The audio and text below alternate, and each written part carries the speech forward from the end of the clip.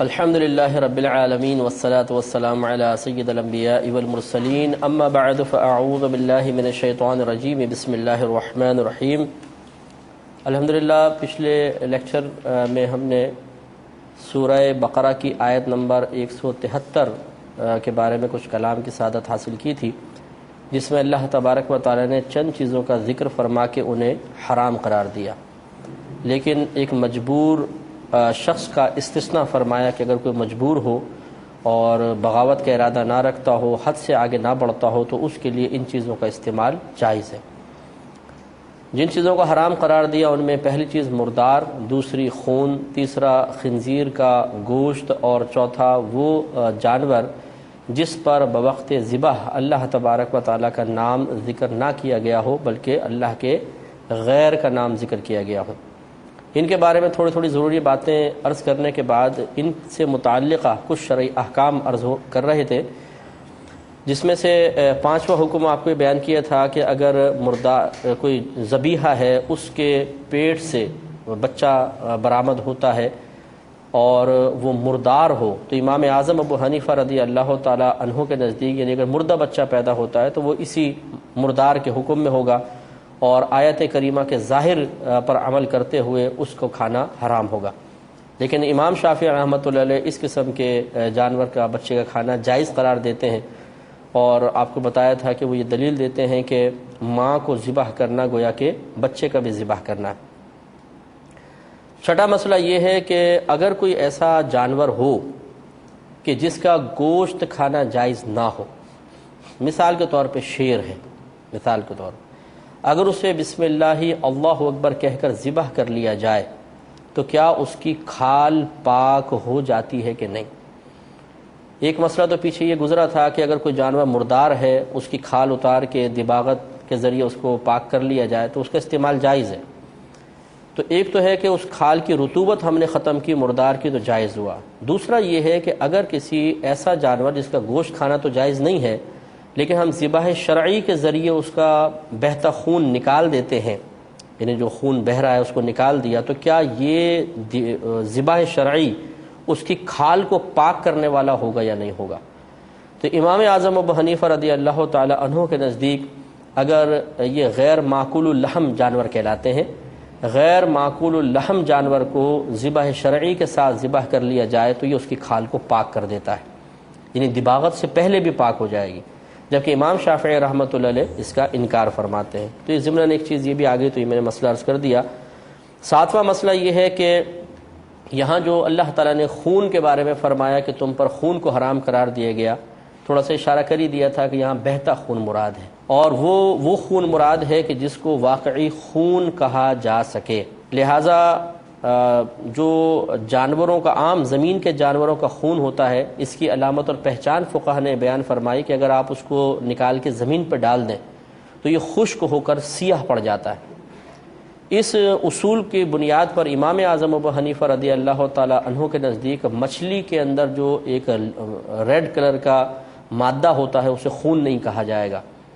اس لیے کہ امام اعظم فرماتے ہیں کہ اگر اس کو نکال کر زمین پر ڈالا جائے تو وہ خشک ہو کر بلیک نہیں ہوتا بلکہ وائٹ ہو جاتا ہے، سفید بن جاتا ہے۔ لہٰذا ایک بات تو امام اعظم کا امام شافعی سے اس مسئلے میں اختلاف ہے کہ یہاں پر خون سے مراد زمین کے جانوروں کا بہتا خون ہے، چنانچہ سمندر کے اندر اگر بالفعل شارک ہے یا ویل آپ نے پکڑ لی اور اس کو آپ نے کاٹا، اس میں بہت سارا ریڈ کلر کا جس کو بلڈ آپ کہہ دیتے ہیں، عرفاً کہہ دیتے ہیں، نکلتا بھی ہے تو وہ بالکل پاک ہے، اس لیے کہ جس خون کو اللہ تبارک و تعالی نے منع فرمایا اس کی صفت یہ ہے کہ اگر اس کو زمین پر ڈالا جائے تو خشک ہو کے سیاہ پڑ جاتا ہے، جبکہ مچھلی کا خون اگر زمین پر ڈالا جائے تو خشک ہو کے سفید پڑ جاتا ہے۔ لہٰذا مچھلی کا خون حقیقتاً اس بہتے خون کے حکم میں نہیں آئے گا۔ لہٰذا مثال کے طور پہ اگر ویل مچھلی کو کاٹا اور کپڑوں پہ بلڈ لگ جاتا ہے ویل مچھلی کا اور اسی حالت میں نماز پڑھ لی تو بالکل ہو جائے گی، کیونکہ وہ خون ناپاک نہیں ہے۔ دوسری بات اس میں ایک اختلاف یہ بھی ہے کہ امام شافعی رحمۃ اللہ علیہ فرماتے ہیں کہ ہر قسم کا خون ناپاک ہے، چاہے بہتا ہو چاہے غیر نہ بہتا ہو۔ بہتے خون کو مسفوح کہتے ہیں، تو دم مسفوح ہو یا دم غیر مسفوح ہو، امام شافعی رحمۃ اللہ علیہ کے نزدیک دونوں ناجائز ہیں، جبکہ امام اعظم رضی اللہ تعالیٰ عنہ کے نزدیک جو خون بہنے کی صلاحیت رکھتا ہے وہ ناپاک ہوگا، اور جو بہنے کی صلاحیت نہیں رکھتا وہ پاک ہے۔ اور اس کی دلیل ابھی آگے پڑھیں گے، اس میں اللہ تبارک و تعالیٰ نے خود خون کو جب حرام قرار دیا تو اس میں مسفوح کی قید لگائی ہے، تو دم مسفوح اصل میں ناپاک ہوتا ہے، اور دم غیر مسفوح جو ہے، جو بہتا ہوا خون نہیں ہے، وہ بالکل پاک ہوگا۔ اور یہ یاد رکھیں کہ ویسے تو خون کو جیسے مطلقاً منع کیا گیا قرآن میں کہ تم پر خون کو حرام قرار دیا، لیکن حدیث میں 2 قسم کے خون ایسے ہیں جن کا استثناء کر دیا گیا، اور ان خونوں کا استعمال شرعاً جائز ہے۔ چنانچہ دارقطنی کی حدیث ہے، حدیث نمبر 3305، حضرت عبداللہ بن عمر رضی اللہ تعالی عنہما اس کے راوی ہیں، یہ کہتے ہیں کہ بے شک نبی کریم صلی اللہ علیہ وسلم ارشاد فرماتے ہیں کہ آپ نے ارشاد فرمایا کہ احلت لکم میتتان و دمان، کہ حلال کر دیے گئے ہیں تمہارے لیے 2 مردار اور 2 خون۔ فاما المیتتان، پس بہرحال 2 مردار، فالحوت والجراد، پس تو وہ مچھلی ہے اور ٹڈی ہے، جس کا بیان ہمارے پچھلے لیکچر میں گزرا۔ وَأَمَّا الدَّمَانِ، اور سرکار فرماتے ہیں بہرحال 2 خون، فالکبد والطحال، تو ایک کلیجی ہے اور دوسری تلی ہے۔ تو آپ نے اگر یہ دیکھا ہو، کلیجی مطلب سب کھاتے ہیں، اور تلی بھی ایک جمع ہوا خون ہے، گویا کہ نبی کریم صلی اللہ علیہ وسلم نے ان کو بھی خون قرار دے کر ان کا استثناء فرمایا ہے کہ ویسے تو اللہ تعالیٰ نے خون کو حرام قرار دیا، لیکن یہ 2 قسم کے خون استعمال کرنا جائز ہے، اسی لیے ہم تلی اور کلیجی استعمال کرتے ہیں۔ اس سے یہ بھی معلوم ہوا کہ نبی کریم صلی اللہ علیہ وسلم کو اللہ تبارک و تعالیٰ نے احکام کے سلسلے میں مختار بنا کر بھیجا ہے۔ آپ کو اختیار ہے کہ آپ جس چیز کا چاہیں استثناء فرمائیں، جس چیز کو حرام فرمائیں، جس چیز کو حلال فرمائیں، آپ کو یقیناً اس کا اختیار حاصل ہے۔ اور یقینی سی بات ہے اس میں مطلب جب یہ کہا جاتا ہے کہ نبی کریم صلی اللہ علیہ وسلم کو مختار بنا کر بھیجا ہے، تو اس کا مطلب یہ نہیں ہے کہ آپ اللہ کی مرضی کے خلاف احکام بیان کریں گے۔ کمال یہی ہے کہ اللہ تعالیٰ نے آپ کو اس طرح اختیار دیا ہے کہ جب آپ اس اختیار کو استعمال فرماتے ہیں تو وہ عین مشیت الہی کے اور رضا الہی کے موافق بھی ہوتا ہے، یہ نہیں ہے کہ اس میں آپس میں کوئی مخالفت پیدا ہوتی ہے۔ اللہ کا کلام پڑھایا رسول نے، اصحاب صفا کو لکھایا رسول نے۔ لیکن یہ جیسے میں نے عرض کیا تھا، یہ ابو داؤد کی ایک حدیث ہے 3318، حضرت سلمان رضی اللہ تعالی عنہ سے مروی ہے، یہ کہتے ہیں کہ نبی کریم صلی اللہ علیہ وسلم سے ٹڈی کے بارے میں سوال کیا گیا، رسول اللہ سے کیا حکم ہے؟ تو سرکار نے فرمایا کہ اکثر جنود اللہ، کہ اللہ تبارک و تعالیٰ کے لشکر بہت زیادہ ہیں، گویا کہ یہ بھی اللہ کا ایک لشکر قرار دیا۔ لا آکلہ ولا احرمہ، میں نہ تو اس کو کھاتا ہوں اور نہ اس کو حرام قرار دیتا ہوں۔ گویا کہ نبی کریم صلی اللہ علیہ وسلم نے اس کو تناول نہیں فرمایا، اگرچہ ٹڈی کھانا جائز ہے، جیسے کہ حدیث گزری تھی۔ ابن ابی اوفا رضی اللہ تعالیٰ عنہ خود کہتے ہیں کہ ہم 6 یا 7 غزوات میں نبی کریم کے ساتھ رہے اور ہم نے آپ کے ساتھ ٹڈی کھائی۔ آپ کے ساتھ ٹڈی کھانے کا مطلب یہ نہیں کہ سرکار بھی کھانے میں شریک تھے، جیسے کہ حدیث وضاحت کر رہی ہے، یعنی آپ کے سامنے ہم ٹڈی کھاتے رہے اور نبی کریم صلی اللہ علیہ وسلم نے منع نہیں فرمایا۔ اور رحمت کونین صلی اللہ علیہ وسلم کا کسی عمل کو دیکھ کر منع نہ فرمانا اس عمل کے جائز ہونے کی دلیل ہوتا ہے،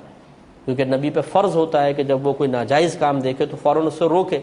اب اگر نبی کریم صلی اللہ علیہ وسلم کسی کام سے منع نہیں فرما رہے، روک نہیں رہے، تو آپ کی خاموشی ہی اس کے جواز کی دلیل بن جاتی ہے، لہذا معلوم ہوا کہ یہ بالکل جائز ہے۔ اب ایک مسئلہ اور یہ ہے، یہ بھی ذکر کر دیا جائے تو بہتر ہے، کیونکہ اس میں بعض تابعین کا اختلاف ہوا۔ بعض تابعین نے یہ کہا کہ اگر بوقت ذبح غیر اللہ ذبیحہ پر بتوں کا نام لیا جائے تو اس آیت کے مطابق وہ حرام ہوگا، لیکن اگر اہل کتاب بوقت ذبح جانور پر مسیح علیہ السلام کا نام لے لیں، عیسیٰ علیہ السلام کا جیسے نام لے لیتے ہیں مثال کے طور پہ، تو ذبیحہ بالکل جائز ہوگا۔ اور اس کی دلیل یہ دیتے ہیں کہ اللہ تعالیٰ نے ارشاد فرمایا کہ وَطَعَامُ الَّذِينَ أُوتُوا الْكِتَابِ حِلٌّ لَكُمْ، کہ اہل کتاب کا کھانا تمہارے لیے حلال کر دیا گیا ہے۔ اور اہل کتاب اپنا ذبیحہ اگر کھا رہے ہیں تو اس کا مطلب پہ حلال کر دیا گیا ہے۔ اور اہل کتاب میں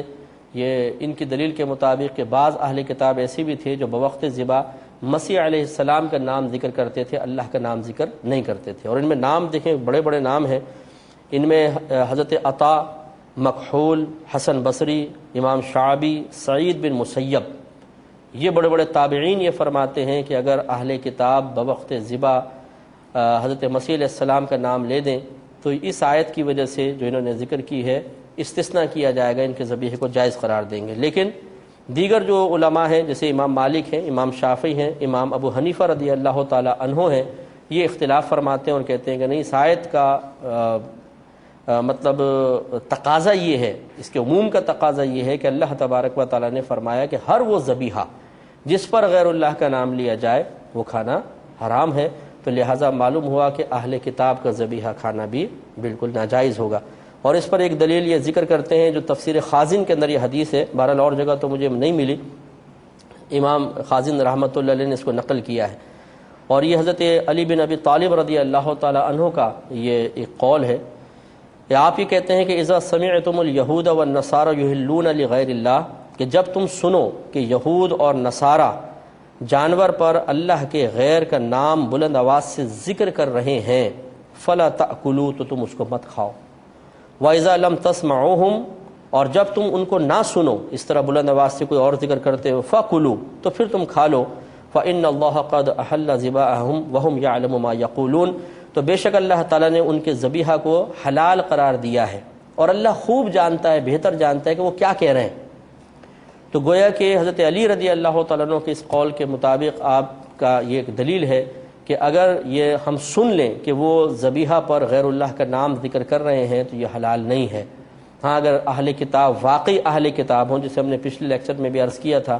کہ اب بہت سے لوگ اپنے آپ کو اہل کتاب کہلواتے ہیں لیکن حقیقتاً وہ اللہ تعالیٰ کے وجود کے ہی منکر ہیں، وہ مطلب کسی مذہب کو حقیقتاً نہیں مانتے ہیں، مذہب کا ہی انکار کر دیتے ہیں، مذہب کی پابندیوں کا انکار کرتے ہیں، تو وہ اہل کتاب نہیں کہلائیں گے۔ اگر واقعی اہل کتاب ہوتے تو یقیناً پھر ان کا ذبیحہ جائز ہوتا، اور حضرت علی نے بیان فرمایا اگر تم ان کو نہ سنو کہ انہوں نے بوقت ذبح کیا ذکر کیا تو پھر تمہارے لیے بالکل جائز ہے، اس لیے کہ اللہ تعالیٰ نے تمہیں اس بات کا مکلف بنایا ہے کہ اہل کتاب کا ذبیحہ تمہارے لیے حلال کیا گیا ہے، اور اللہ بہتر جانتا ہے کہ وہ کیا کیا پکار رہے ہیں، اس کے باوجود تمہارے لیے ذبیحہ کو حلال قرار دے رہا ہے، تو بس یہ پھر اللہ تعالیٰ کا اور ان کا معاملہ ہے، آپ کے لیے جائز ہو سکتا ہے۔ لیکن پھر یہاں پہ میں ایک دفعہ پھر خلاصتاً یہ عرض کر دیتا ہوں کہ یہ ان اہل کتاب کا ذکر تھا جو اس زمانے میں موجود تھے۔ اس زمانے کے اہل کتاب میں آج کے اہل کتاب میں زمین آسمان کا فرق ہے، لہٰذا علماء متأخرین نے یقیناً محتاط مسئلہ یہی بیان فرمایا کہ آج کے اہل کتاب کے ذبیحہ کھانے میں احتیاط ہی کرنی ہوگی۔ اس کے بعد اللہ تبارک و تعالیٰ نے مستر کا ذکر فرمایا، جو شخص مجبور ہو۔ اس کے بارے میں تھوڑی سی بات اور مزید دیکھ لیں کہ مستر یعنی جو شخص مجبور ہو، یہ مجبوری تین طرح کی ہو سکتی ہے۔ ایک تو یہ کہ کسی شخص کو زبردستی مجبور کیا گیا کہ تم مردار کھاؤ یا مطلب خون پیو، مثال کے طور پہ سور کا گوشت کھاؤ، جس کو حالت اکراہ کہتے ہیں، مجبور کرنے کی حالت۔ تو اگر کوئی واقعی حالت اکراہ میں ہے تو وہ مستر کہلائے گا، مجبور کہلائے گا۔ لیکن حالت اکراہ جو شریعت جس کو مجبوری کی حالت کہتی ہے، اس صورت میں کوئی دھمکی دیتا ہے، وہ ہے کہ جب کوئی شخص جان سے مارنے کی، کسی عضو کو ضائع کر دینے کی یا عزت خراب کر دینے کی صحیح دھمکی دے۔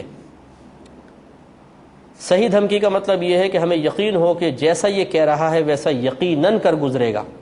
تو پھر یہ اجازت ہوتی ہے کہ انسان اس کی اس دھمکی کے جواب میں حرام کھا سکتا ہے، اور اللہ تبارک و تعالیٰ اس کی گرفت نہیں فرمائے گا، لیکن یہ کھانا بقدر ضرورت ہوگا، تھوڑا سا، جتنا وہ کہتا ہے اپنی جان بچانے کے لیے، عزت بچانے کے لیے انسان کھا لے تو اس میں کوئی مسئلہ نہیں ہے۔ دوسرا وہ مستر کہلاتا ہے کہ جو بیچارہ کسی جگہ پھنس گیا، مثال کے طور پہ کہ جنگل میں پھنس گیا اور اس کو طویل بھوک ہے اور اب اس کے پاس کچھ بھی نہیں ہے کھانے کے لیے، 2-4 دن کا فاقہ ہو گیا اور اس کو یقین ہے کہ اب اگر میں نہیں کھاؤں گا تو میں مر جاؤں گا، تو ایسی صورت میں وہ مردار کھا کر بھی اپنی جان بچا سکتا ہے۔ اس پر اس وقت جان بچانا فرض ہے۔ اسی طرح حالت اکراہ میں بھی جان بچانا فرض ہے۔ چنانچہ حالت اکراہ ہو یا یہ والی حالت ہو، اگر اس میں انسان یہ سوچے چھوڑو یار میں نہیں کھاتا ہوں مردار چاہے مر جاؤں، تو یہ حرام موت مرے گا، اس کو جہنم کے اندر اس کو ڈالا جائے گا، یہ فقہاء نے لکھا ہے۔ اور تیسری فقر کی حالت ہوتی ہے، یعنی انسان مثال کے طور پہ شہر میں ہی ہے، کوئی حالت اکراہ تو نہیں ہے نہ مطلب یہ کہ کوئی جنگل وغیرہ کے اندر پھنسا ہے، لیکن انتہائی تنگ دست ہو گیا ہے، اب اس کے پاس کوئی ایسا مال نہیں جس کو یہ بیچ سکے، کوئی اس کو قرضہ دینے کے لیے تیار نہیں ہے، اس میں اتنی طاقت بھی نہیں ہے کہ کسی سے کچھ چھین کے کھا سکے، بالکل یعنی لاغر مجبور ہے، تو ایسی صورت میں بھی یہ مردار کھا کر اپنی جان بچا سکتا ہے، لیکن بقدر ضرورت کھائے گا۔ ہاں، اس میں یہ فقہا نے ضرور لکھا ہے کہ یہ دیکھیں گے کہ یہ شخص مثال کے طور پہ جو حالت فقر میں ہے، یا جیسے جنگل کے اندر کوئی شخص جا رہا تھا، تو یہ اس کی کیفیت دائمی ہے یا نادر کوئی صورت ہے۔ مثال کے طور پہ ایسے جنگل میں پھنس گیا کہ وہ اس میں کوئی حلال چیز کو مل ہی نہیں رہی ہے اور مسلسل تسلسل سے اس کو مردار کھانا پڑ رہا ہے، تو اس میں فقہا نے لکھا کہ اب اگر یہ بقدر ضرورت سے بھی آگے بڑھ جائے اور پیٹ بھر کے بھی کھا لے گا تو یہ گناہگار نہیں ہوگا، کیونکہ اب یہ نادر صورت نہیں ہے، اب تو اکثر صورت اس کی یہی بن گئی ہے کہ یہ مردار کے علاوہ کچھ مل نہیں رہا، حرام جانوروں کے علاوہ کچھ مل نہیں رہا، تو اب اس کا یہ پیٹ بھر کے بھی کھا سکتا ہے اور اپنی صحت کا لحاظ رکھ سکتا ہے۔ اسی طرح فقیر ہے، اگر مسلسل تسلسل سے فقر ہے اور کوئی اس کی مدد کے لیے تیار ہی نہیں ہے، جو کہ ویسے بہت ہی نادر صورت ایسا تو نہیں ہوگا، لیکن بہرحال اگر ہو تو یہ بھی پھر پیٹ بھر کے کھا سکتا ہے۔ ہاں، کبھی کبھار ایسی کوئی نادر صورت اگر بن جاتی ہے کہ فقر کی کیفیت طاری ہو گئی تو پھر بقدر ضرورت ہی کھائے گا، اب اگر تھوڑا سا بھی زیادہ کھائے گا تو گناہگار ہوگا۔ تو یہ مستر کے بارے میں ہے۔ اور آخری اس میں یہ بات کہ باغی اور عاد کے مفہوم کے اندر بھی درست مفہوم میں بھی اختلاف ہے۔ اللہ کا کلام پڑھایا رسول نے، اصحاب باغ صفا کو لکھا، اصحاب باغ صفا کو لکھایا رسول نے۔ امام شافعی رحمۃ اللہ علیہ بغاوت اور حد سے تجاوز کرنا، اس دونوں کو صفت بناتے ہیں اس مستر شخص کی، اس کے ساتھ ذات کے ساتھ خاص کرتے ہیں۔ لہٰذا یہ کہتے ہیں کہ مثال کے طور پہ اگر کوئی مجبور آدمی ہے اور یہ باغی نہیں ہے، کوئی گناہ کرنے والا، معصیت کے ارادے سے جانے والا نہیں ہے، اور یہ مجبور ہو جاتا ہے، تو اس کو اختیار ہے کہ یہ کھا پی کے اپنا گزارا کر سکتا ہے۔ لہٰذا اگر مثال کے طور پہ صحیح حاکم اسلام کے خلاف بغاوت کرنے کے لیے گھر سے باہر نکلا اور اب جنگل میں پھنس گیا اور وہاں پہ اس پہ حالت اضطرار، مجبوری کی حالت طاری ہوئی، اس کو یہ حق نہیں ہے کہ یہ کھا کے اپنی جان بچائے، مرے چاہے کچھ بھی، کیونکہ اللہ تعالیٰ نے منع فرما دیا کہ باغی شخص رعایت نہیں پا سکتا۔ اسی طرح اگر کوئی ڈاکہ مارنے کے لیے گھر سے باہر نکلا اور جنگل میں پھنس گیا اور حالت اضطرار طاری ہو گئی، تو یہ چونکہ حد سے تجاوز کرنے والا تھا، لہٰذا فرماتے ہیں کہ یہ شخص بھی اس رعایت سے فائدہ نہیں اٹھا سکتا، اللہ نے اس کو حق نہیں دیا ہے۔ یہ امام شافعی کا اجتہاد ہے۔ امام اعظم رضی اللہ تعالیٰ عنہ بغاوت اور حد سے تجاوز کرنے کو صفت بناتے ہیں عقل کی، یعنی اس کا تعلق قائم کرتے ہیں عقل، کھانے کے ساتھ۔ گویا کہ آپ یہ فرماتے ہیں کہ مجبور چاہے کیسا بھی آدمی ہو، صحیح سفر کرنے والا، بغاوت کے ساتھ سفر کرنے والا، اللہ کی نافرمانی میں سفر کرنے والا، لیکن جب وہ کھائے مجبوری کی حالت میں تو اس میں بغاوت کا ارادہ نہ کرے اور حد سے تجاوز نہ کرے تو پھر اس پہ کوئی گناہ نہیں ہے۔ سمجھ آ رہی نا بات؟ تو اختلاف کس میں ہوگا؟ مثال کے طور پہ ایک ڈاکہ مارنے کے لیے باہر نکلا اور جنگل میں پھنس گیا، اب مجبور ہے، کیا اس کو مردار کھا کر جان بچانے کی اجازت ہوگی؟ امام شافعی فرماتے ہیں نہیں ہوگی،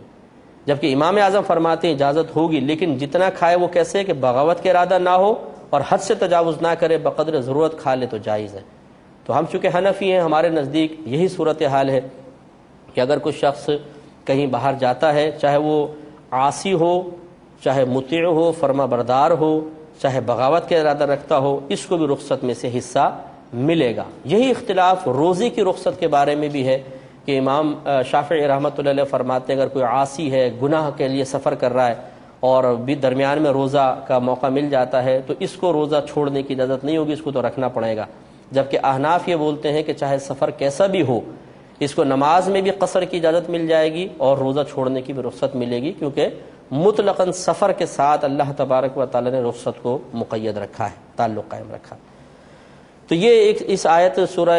بقرہ کی آیت نمبر 173 کے بارے میں ایک تفصیل بیان تھا۔ اب کچھ آیتیں مزید دیکھ لیں جو اس میں یہی مضمون ہے لیکن تھوڑی سی تفصیل کے ساتھ ہے۔ مثال کے طور پر سورہ مائدہ کی آیت نمبر 3 میں اللہ تبارک و تعالی نے ارشاد فرمایا کہ حرمت علیکم المیتۃ، حرام قرار دیا گیا ہے تم پر مردار کو، والدم اور خون کو، ولحم الخنزیر اور خنزیر کے گوشت کو، وما اہل لغیر اللہ بہ اور اس جانور کو کہ بوقت ذبح پکارا گیا ہو اللہ تبارک و تعالیٰ کے غیر کے نام کو، یعنی بلند آواز سے اس پہ پکارا گیا ہو، والمنخنقۃ، اور اس جانور کو حرام قرار دیا گیا جس کا گلا گھونٹ کے مارا گیا ہو، والموقوذۃ، اور اس جانور کو جس کو چوٹ پہنچا کر مارا گیا ہو۔ یہ عربوں کا طریقہ تھا کہ بعض اوقات بکرا بکری وغیرہ کو ڈنڈا مارتے تھے سر میں، جس کے صدمے سے وہ مر جاتا تھا، پھر اس کو کھاتے تھے۔ اور یہ افریقہ کے جنگلوں کے اندر آج بھی جو شکاری ہوتے ہیں وہ جانوروں کو اس طرح مار کے کھاتے ہیں، ڈنڈے سے مار کے کھا لیتے ہیں، تو یہ منع کیا گیا۔ والمتردیۃ، اور متردیہ جانور، متردیہ کہتے ہیں اس جانور کو جو بلندی سے گر کر مر گیا ہو، جیسے پہاڑ سے کوئی بکرا گر گیا مر گیا، اسے بھی کھا لیتے تھے عرب لوگ، تو یہ اللہ تعالیٰ نے اس کو بھی منع فرما دیا۔ والنتیحۃ،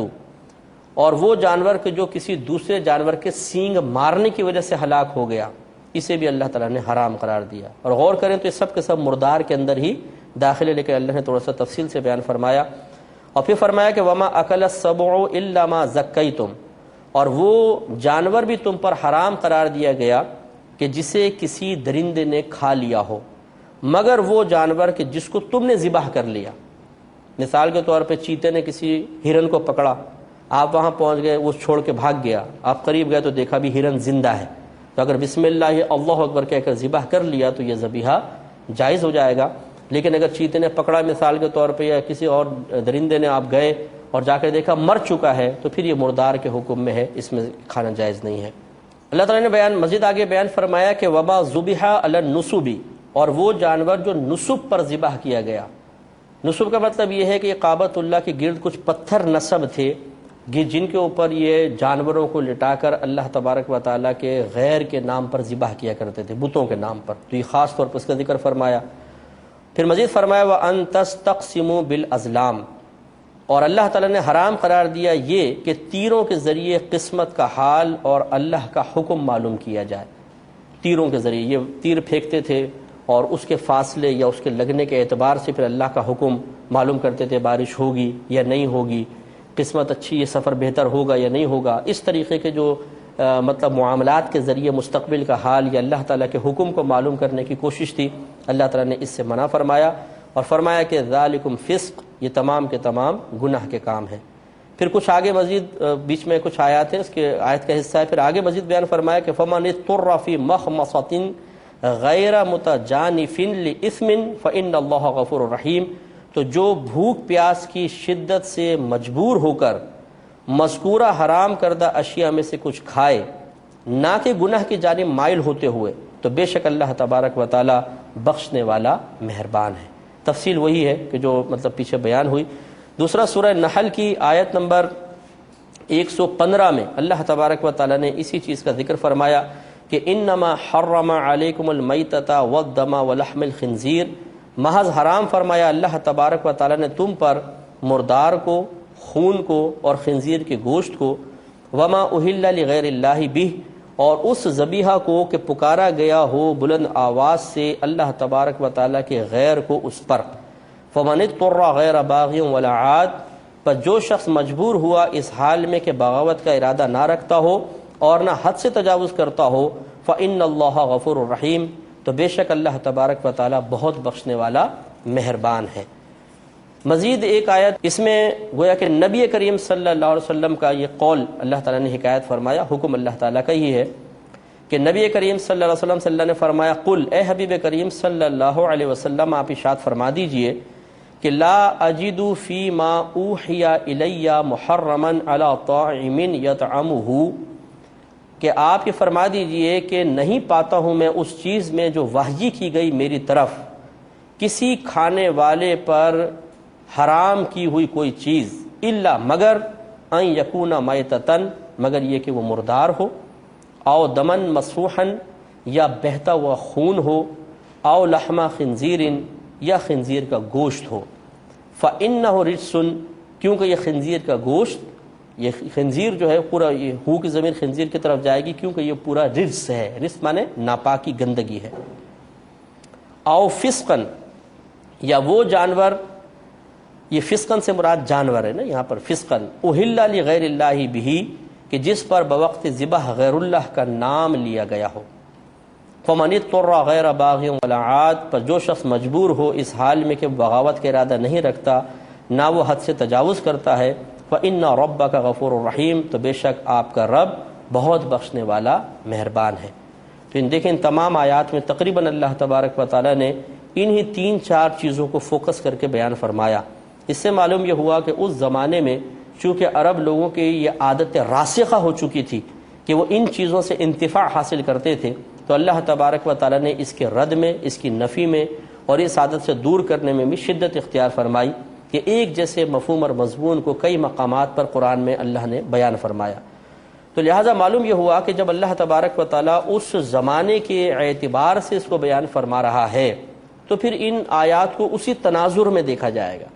تو یہ آخری بات پہ کلام کر کے انشاءاللہ پھر ہم اپنا لیکچر اختتام کی طرف لے کر آئیں گے، اور پھر آپ نے کوئی کویسچن کرنا تو کیجیے گا۔ اللہ کا کلام پڑھایا رسول نے، اصحاب باصفا کو لکھایا، باصفا کو لکھایا رسول نے۔ کہ یہ جو مسئلہ ہے کہ وما اہل بہ لغیر اللہ کا جو مسئلہ ہم نے پچھلے لیکچر میں بھی عرض کیا تھا کہ یہ تمام مفسرین نے بالاتفاق بیان فرمایا کہ یہاں سے مراد صرف ذبیحہ ہے۔ ویسے تو کلام عرب میں ما ہو یا من ہو یہ عموم کا تقاضا کرتا ہے، یعنی جس چیز کے بارے میں ذکر کر رہے ہیں اس کے تمام افراد مراد ہوتے ہیں، تمام افراد۔ جیسے اللہ تعالیٰ نے فرمایا فَانْكِحُوا مَا طَابَ لَكُم مِّنَ النِّسَاءِ، تم نکاح کرو جو عورتیں تمہیں پسند آئیں۔ تو ماں جو یہاں پہ ماں بیان ہوا، یعنی جتنی بھی عورتیں ہیں دنیا میں تمہیں پسند آئے تم ان سے نکاح کر سکتے ہو، عموم ہے۔ تو یہاں پر بھی ماں سے مراد بعض لوگوں نے عمومی معنی لیا کہ جس بھی چیز پر غیر اللہ کا نام لیا جائے وہ حرام ہونی چاہیے، لیکن اصل یہی ہے کہ جن لوگوں پر اللہ تبارک و تعالیٰ کی خاص رحمت برکتیں نازل ہوئیں، جو زمانہ نبوی سے بہت قریب تھے، جو مزاج رسول اور اللہ تبارک و تعالیٰ کی حکمتوں اور مقصود کو بہتر سمجھنے والے تھے، ان سب نے اس ماں کے عموم کو مقید کیا ہے، اس کو عام نہیں رکھا ہے بلکہ اس کو خاص کر دیا ہے ذبیحے کے ساتھ کہ وہ ذبیحہ، اور اسی تناظر میں دیکھا ہے جیسے میں بار بار عرض کر رہا ہوں کہ عربوں کا کہ جو ماحول تھا اس کے حساب سے یہ حکم نازل ہوا، تو اس میں آپ دیکھیے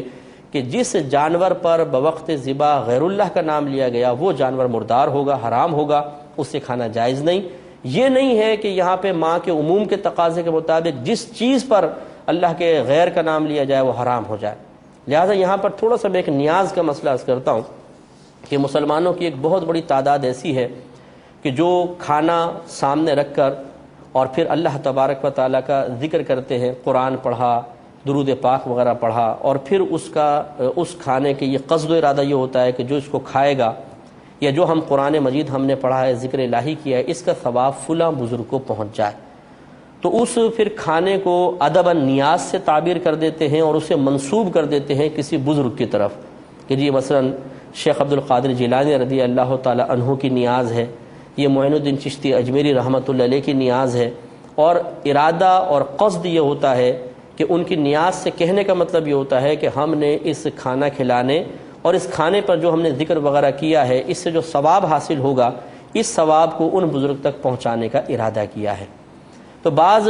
حضرات یہ سمجھتے ہیں کہ یہاں پر ماں عموم کے لیے استعمال ہوا، لہذا اس کھانے کو بھی چونکہ غیر اللہ کی طرف منسوب کر دیا گیا، اس پر غیر کا نام لیا گیا کہ جی یہ غوث پاک کی نیاز ہے، یہ معین الدین چشتی اجمیری رحمۃ اللہ علیہ کی نیاز ہے، اس لیے حرام ہونا چاہیے، اس لیے وہ نیاز کا کھانا نہیں کھاتے ہیں۔ بلکہ بعض حضرات کو یہاں تک دیکھا ہے کہ گھر میں کسی کی طرف سے نیاز سے کھانا آ جائے تو اٹھا کے نالی میں پھینک دیتے ہیں، ٹھوکر مار دیتے ہیں اور کہتے ہیں کہ یہ کھانا کھانا جائز نہیں، اس لیے کہ اس پر غیر اللہ کا نام لیا گیا ہے۔ تو یہ مطلب ایک قرآن کو نہ سمجھنے کی بنا پر اس قسم کی حرکات کو صدور ہوتا ہے، اس کو سمجھنا چاہیے۔ اس پر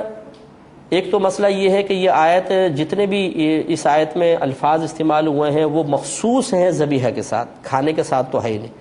اور پچھلے لیکچر میں ہم نے آپ کو عقلی طور پہ بارہا یہ بات بتائی، سمجھانے کی کوشش کی کہ اگر یہی قاعدہ اور ضابطہ بنا لیا جائے کہ کسی بھی چیز کو غیر اللہ کی طرف منسوب کرنے سے اس چیز کا کھانا پینا یا استعمال حرام ہو جائے تو پھر یہ نیاز کے ساتھ ہی مخصوص کیوں ہے؟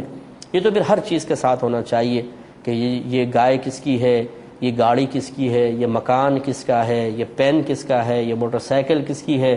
اگر آپ اس کو غیر اللہ کی طرف منسوب کر دیں تو اس کا استعمال ناجائز ہونا چاہیے، حالانکہ کوئی بھی اس کا قائل نہیں، تو پھر آخر صرف تمام چیزوں کو چھوڑ کر ایک نیاز والے مسئلے کے لیے کیوں یہ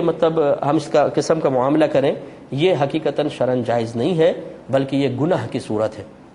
کیونکہ اللہ تبارک و تعالیٰ نے اس قسم کے کھانے کو حلال رکھا ہے، اور حلال کو حرام کہنا یہ خود حرام ہوتا ہے۔ اس کی میں 2 دلیلیں آپ کی خدمت میں عرض کرتا ہوں، اور صرف اس وجہ سے کہ اس معاملے میں بعض اوقات بہت زیادہ شدت ہوتی ہے، اور اللہ تبارک و تعالیٰ کی ایک نعمت کا پھر زیاں ہوتا ہے، ایک حلال چیز کو حرام قرار دیا جاتا ہے، جس سے انسان گناہگار، مسلمان گناہگار ہوتا ہے۔ بعض اوقات اس کو اٹھا کے کچرے کے ڈرم میں پھینک دیا جاتا ہے، جو یقیناً ایک اور ناجائز فعل ہے کہ اللہ تعالیٰ کے رزق کو گندے مقام پر پھینک دیا گیا۔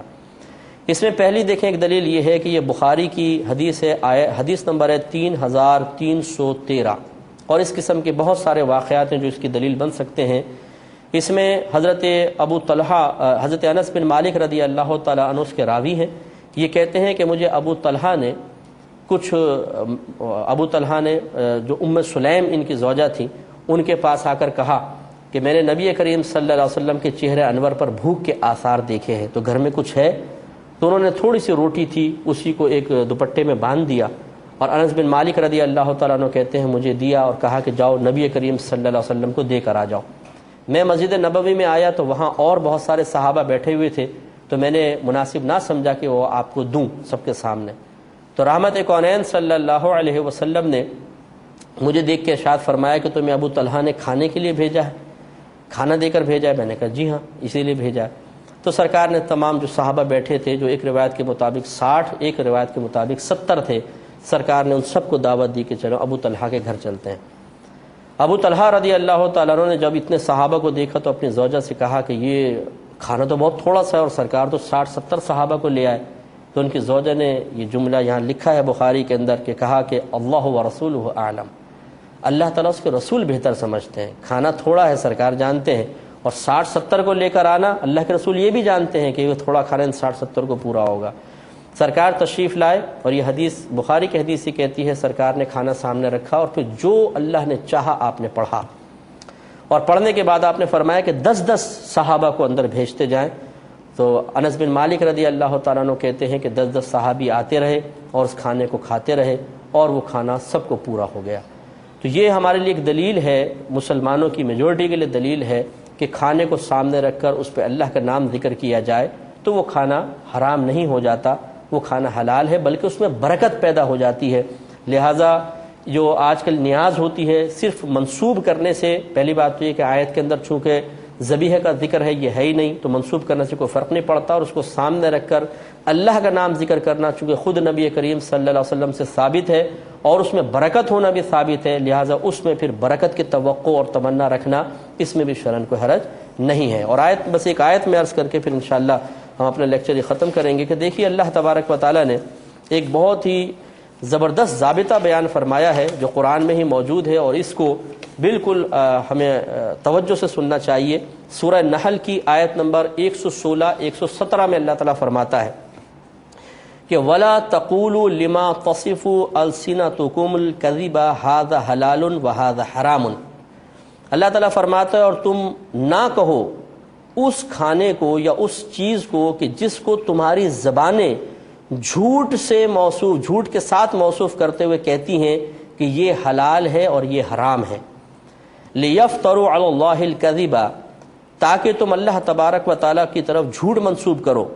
ان الذین یفترون علی اللہ الکذب، بے شک وہ لوگ جو اللہ تبارک و تعالیٰ پر جھوٹ منسوب کرتے ہیں، لا یفلحون، وہ فلاح نہیں پائیں گے۔ متاع قلیل، دنیا کا نفع بہت تھوڑا سا ہے، ولہم عذاب علیم، اور ان کے لیے دردناک عذاب ہے۔ تو بس سمجھانے کا مطلب یہ ہے کہ جس کھانے کو آج آپ صرف اللہ کا نام ذکر کرنے یا کسی بزرگ کی طرف منسوب کرنے کی وجہ سے حرام قرار دے رہے ہیں، تو حرام وہ ہوتا ہے کہ جو نص قطعی سے جس کی حرمت ثابت ہو۔ تو وہ کون سی نص قطعی ہے کہ جس نے اس کھانے کو حرام قرار دیا؟ اگر آپ کہتے ہیں کہ وما اہل بہ لغیر اللہ، یہ نص قطعی اس کو حرام قرار دے رہی ہے، تو پھر کس نے کہا کہ یہ کھانے کو یہ کھانا اس آیت کے تحت داخل ہے؟ کسی مفسر نے تو کہا ہوگا۔ یقینی سی بات ہے کہ جب یہ عربوں کے لیے آیت نازل ہوئی تو اس زمانے میں تو عرب اس طرح نہیں کرتے تھے کہ کھانا کے اوپر کسی غیر اللہ کا نام لیتے ہوں، وہ تو صرف ذبیحے پہ لیتے تھے. تو اس کا مطلب یہ ہے کہ یہاں پر اس آیت سے ذبیحہ ہی مراد ہوگا، کھانا مراد نہیں ہوگا. اور جب کھانا مراد نہیں ہے تو یہ کھانا بالکل حلال ہے، اور جب کھانا حلال ہے تو ہم اپنے پاس سے اس کو حرام قرار نہیں دے سکتے، کیونکہ اللہ تعالیٰ نے سختی کے ساتھ منع فرمایا کہ تمہاری زبانیں جس کو اپنے پاس سے موصوف کر دیں کہ حلال حرام، یہ اللہ تعالیٰ پر جھوٹ منسوب کرنا ہے. اگر یہ سچ ہے تو پھر کسی نص قطعی سے ہمیں ثابت کرنا ہوگا، کیونکہ حرام نص قطعی سے ثابت ہوتا ہے، تعویلی کسی آیت سے ثابت نہیں ہوتا ہے. اور اس میں تعویل ہے کہ وما اہل بہ لغیر اللہ سے مراد عمومی معنی نہیں ہے بلکہ صرف اور صرف ذبیحہ مراد ہے. تو اس لیے اتنا لمبا جو ہم نے کلام کیا وہ اس وجہ سے کہ ہمارے اس معاشرے میں اس معاملے میں کچھ بے اعتدالی نظر آتی ہے کہ ہم ایک حلال کھانے کو حرام قرار دے کر نعمت کا ضیاع بھی کرتے ہیں، اور جو یہ حلال کام کر رہا ہوتا ہے بعض اوقات ہم اس کو کہتے ہیں کہ یہ حرام کام کرنے والا ہے. یہ بھی معاملہ قابل توجہ ہے. اللہ تعالیٰ سے دعا ہے کہ رب کریم اس بات کو سمجھنے، اس پہ غور و تفکر کرنے کی توفیق عطا فرمائے. آمین. وآخر دعوانا ان الحمد للہ رب العالمین. اللہ کا کلام پڑھایا رسول نے، اصحاب با سکھایا رسول نے. جی پوچھیں. سر آپ نے بھی ارشاد فرمایا کہ احلال کا مطلب ہے بلند آواز سے ذکر کرنا، تو اس سے ایسا معلوم ہو رہا ہے کہ اگر کوئی آہستہ آواز میں غیر اللہ کا نام بوقت ذبح لے تو اس سے وہ جانور مردار نہیں ہونا چاہیے، تو کیا یہ درست ہے یہ مانا لینا؟ نہیں، خیر یہ مفہوم مخالف لینا مناسب نہیں ہے. اصل تو بیان یہی مقصود ہے کہ بوقت ذبح کسی جانور پر غیر اللہ کا نام لیا جائے تو وہ مردار ہو جائے گا. اہلّہ کے لفظ کے ساتھ اس لیے اس کو خاص کر دیا گیا کہ کفار جو تھے ان کا طریقہ یہ تھا کہ وہ بلند آواز سے بتوں کا نام لیا کرتے تھے. تو صرف ان کے اس طریقے کو تعبیر کرنے کے لیے اہلّہ کا لفظ بیان کیا گیا. کوئی قید بیان کرنا مقصود نہیں ہے کہ اگر بوقت ذبح بلند آواز سے نام لیں گے تو حرام اور آہستہ لیں گے تو حلال، بلکہ مطلقاً انکار کرنا ہی مقصود ہے. جی آپ کیا کہہ رہے ہیں؟ سر میرا سوال یہ تھا کہ پچھلے لیکچرز میں آپ نے یہ ضابطہ بتایا تھا کہ حکم قرآنی کے اس بات کے سلسلے میں الفاظ قرآنی کے عموم کا اعتبار کیا جاتا ہے. کیا وجہ تھی جس سے وہ آیت نازل ہوئی، یا وجہ نزول کیا تھا اس کا اعتبار نہیں ہوتا؟ وما اہل بہ لغیر اللہ میں جو الفاظ ہیں وہ تو عام ہیں کہ کوئی بھی چیز جس پر اللہ کے غیر کا نام لیا جائے تو وہ جائز نہیں ہونی چاہیے. دیکھیں ضابطہ بہرحال یہی ہوتا ہے کہ آیات کا نزول خاص ہوتا ہے لیکن حکم عام ہوتا ہے. لیکن حکم کے عموم کو وہیں پر عموم پر رکھتے ہیں کہ جب اس میں کوئی شرعاً قباحت نہ ہو. اس میں قباحت یہ ہے کہ اگر ماں کے عموم پر رکھ کر یہ حکم لگایا جائے کہ جس بھی چیز پر غیر اللہ کا نام لیا جائے وہ حرام ہو جائے گی، تو پھر زندگی گزارنا مشکل ہو جائے گا. پھر تو ہر وہ چیز جس کے اوپر ہم غیر اللہ کا نام لیں وہ حرام ہونی چاہیے، یعنی اس سے انتفاع حرام ہونا چاہیے، اس کی حلت ختم ہو جانی چاہیے. تو جیسے میں نے مثالیں دی تھیں کہ ہم روز مرہ کی چیزوں پر یقیناً غیر اللہ کا نام لیتے ہیں، انہیں غیر اللہ کی طرف منسوب کرتے ہیں. حتیٰ کہ قربانی کے جانور کو بھی آپ دیکھیں کہ کوئی بھی نہیں کہتا کہ جی یہ قربانی کا جانور اللہ کے نام پر ہے یا اللہ کا ہے، بلکہ وہ کسی نہ کسی مطلب انسان کی طرف ہی منسوب کیا جاتا ہے. اور اگر اسے آپ یہ کہیں جی یہ تو اللہ کا ہے، تو چور بولے گا ٹھیک ہے جی اللہ کا ہے تو پھر ادھر دیجئے، کسی کا ہے ہی نہیں تو اللہ کا ہے. تو یہ یعنی معلوم یہ ہوا کہ الفاظ کو یقیناً ان کے عموم پر رکھا جاتا ہے، آیات کو ان کے عمومی حکم لیا جاتا ہے. لیکن پہلی بات تو یہ ہے کہ جس ماحول میں وہ نازل ہوئی اس ماحول کو یکسر نظر انداز بھی نہیں کیا جاتا. دوسرا، اس آیت کا عمومی حکم اگر عموم پہ رکھا جائے تو اس سے ایسی کوئی خرابی لازم نہ آئے کہ انسان حرج میں مبتلا ہو جائے، کیونکہ شریعت نے حرج کو اٹھایا ہے. تو لہٰذا اس کو پھر مقید کرنا پڑے گا اسی ذبیحے کے ساتھ کہ جس پر غیر اللہ کا نام لیا گیا. ہاں بعض علماء نے ضرور بیان فرمایا کہ اگر کوئی کسی بھی قسم کی چیز کو غیر اللہ کے تقرب کے لیے استعمال کرتا ہے، مثلا اگر نیاز ہے مثال کے طور پر جیسے ہم نے عرض کیا، اس سے اللہ تبارک و تعالیٰ کی رضا کا ارادہ نہ ہو بلکہ کھانا اس لیے کھلایا جا رہا ہے کہ کسی بزرگ کا تقرب حاصل ہو جائے، جیسے اللہ کا تقرب مقصود ہوتا ہے بعین ہی ویسا تقرب کسی بزرگ کا قصد و ارادہ کر کے کیا جائے، تو اس نیت کی وجہ سے اس میں فساد پیدا ہوگا، نہ یہ کہ اس پہ غیر اللہ کا نام ذکر کرنے کی بنا پر کوئی فساد پیدا ہوتا ہے. تو یہ مطلب ضابطہ ضرور ملحوظ رکھا جائے. جی آپ کیا بیان کر رہے ہیں؟ مفتی صاحب، جب یہ قرآن پاک سے قطعی طور پر مردے کے مردہ حرام ہونے کا ذکر آ گیا، مردار کے حرام ہونے کا، تو پھر کیا حدیث مبارکہ سے اس ضابطے کو بدل سکتے ہیں؟ دیکھیں مسئلہ یہ ہوتا ہے کہ اگر قرآن کی کسی نص میں کوئی حکم آئے تو اس کو بدل تو نہیں سکتے بالکل، لیکن اس میں کچھ مطلب جیسے ایک عام حکم ہے، قرآن نے کہا کہ مردار بالکل حرام ہے، ٹھیک ہے نا، تو سب مردار حرام، تو تخصیص کر سکتے ہیں کہ بعض کو خاص کر لیا جائے کہ سب حرام ہے لیکن یہ 2 یا 1 نہیں ہے. تو یہ حدیث سے اس کی تخصیص ہو سکتی ہے، لیکن اس حدیث میں تقویت درکار ہوتی ہے، یعنی وہ قوت والی حدیث ہونی چاہیے جس کے بارے میں علماء نے بیان فرمایا کہ وہ حدیث مشہور ہو. ایک ہوتی ہے حدیث متواتر کہ ایسی حدیث کہ جسے ہر زمانے میں اتنے راویوں نے روایت کیا ہو کہ جن کا جھوٹ پر جمع ہونا عقلاً محال ہو، یہ تو بہت ہی قوی ہوتی ہے. پھر ایک حدیث مشہور ہوتی ہے کہ ہر زمانے میں کم از کم اسے 3 راویوں نے ضرور روایت کیا ہو، یعنی نبی کریم صلی اللہ علیہ وسلم سے کم از کم 3 صحابہ نے سنا، پھر ان صحابی میں سے جس نے بھی کسی کے سامنے بیان کیا تو کم از کم 3 سننے والے تھے. حتیٰ کہ اسی طرح ہر زمانے میں جب وہ روایت ہوتی رہی کم از کم روایت کرنے والے سے 3 نے سنا، یہاں تک کہ وہ امام بخاری یا امام مسلم تک پہنچ گئی، کیونکہ اس کے بعد تو حدیثیں بہت مشہور ہو گئی تھیں. تو یہ اگر اس قسم کی کوئی صفت رکھنے والی حدیث ہو کہ کم از کم ہر زمانے میں ہر طبقے میں اس کی روایت کرنے والے 3 راوی ہوں تو پھر وہ حدیث مشہور ہوتی ہے، اور اس سے قرآن پاک کے عام کو خاص کیا جا سکتا ہے، یعنی اس میں تخصیص پیدا کی جا سکتی ہے. تو یہ جو روایات عرض کی ہیں یہ کئی طرق سے مروی ہونے کی بنا پر یہ حدیث مشہور کے حکم میں ہے، اور حدیث مشہور سے قرآن پاک کے عام کو خاص کیا جا سکتا ہے، یعنی اس میں عمومی حکم میں تخصیص پیدا کی جا سکتی ہے. اور ویسے بھی مطلب آپ یہ دیکھیے کہ یہ تخصیص پیدا کرنے والے کوئی عام لوگ نہیں ہیں، وہ لوگ ہیں کہ جو حدیثوں کو ہم سے بہتر سمجھتے ہیں، قرآن کے عموم کو، قرآن کے احکام کو یا قرآن سے نکالے جانے والے احکام کے سلسلے میں بنانے والے اصول و ضوابط یہ انہی بزرگوں کے تھے کہ انہوں نے اصول بنائے، ضوابط بنائے. تو اس لیے ان بزرگوں نے یہ اصول مرتب فرمایا کہ قرآن پاک میں اگر کوئی عام حکم ہے، یہ ایسا حکم ہے جو کثیر افراد کو شامل ہے، کچھ افراد کو اس حکم پر نکالنا ہو تو حدیث مشہور کے ذریعے نکالا جا سکتا ہے. تو لہٰذا اس میں شرم کوئی قباحت نہیں ہے. تو اب چونکہ پروگرام کے وقت تقریباً ہمارا ختم ہو رہا ہے تو انشاءاللہ نیکسٹ پروگرام میں کچھ اور ٹاپک کے ساتھ ہم حاضر ہوں گے. آپ سے بھی ہماری گزارش ہے اور تمام دیکھنے والے ہمارے پورے ورلڈ میں جہاں تک یہ پروگرام جا رہا ہے، ہمارے لیکچر سننے والے بھائی ہیں، بہنیں ہیں، ان سے گزارش ہے کہ ان احکام کو اچھی طریقے سے نوٹ کریں، اپنے ذہن میں محفوظ رکھیں اور بعینی ہی دوسروں تک پہنچا کر اپنے لیے ثواب جاریہ کرنے کی کوشش کریں. دوسروں کو بھی پروگرام دیکھنے کی ترغیب دیں کہ ہو سکتا ہے کہ کوئی دوسرا دیکھنے کے بعد ان احکام کو آپ سے زیادہ احسن طریقے سے دوسروں تک پہنچا کر آپ کے لیے بھی ثواب جاریہ بنے، اپنے لیے بھی ثواب جاریہ کرنے میں کامیاب ہو. اللہ تبارک و تعالی اس پر بھی عمل کی توفیق عطا فرمائے. آمین. وآخر دعوانا ان الحمد للہ رب العالمین.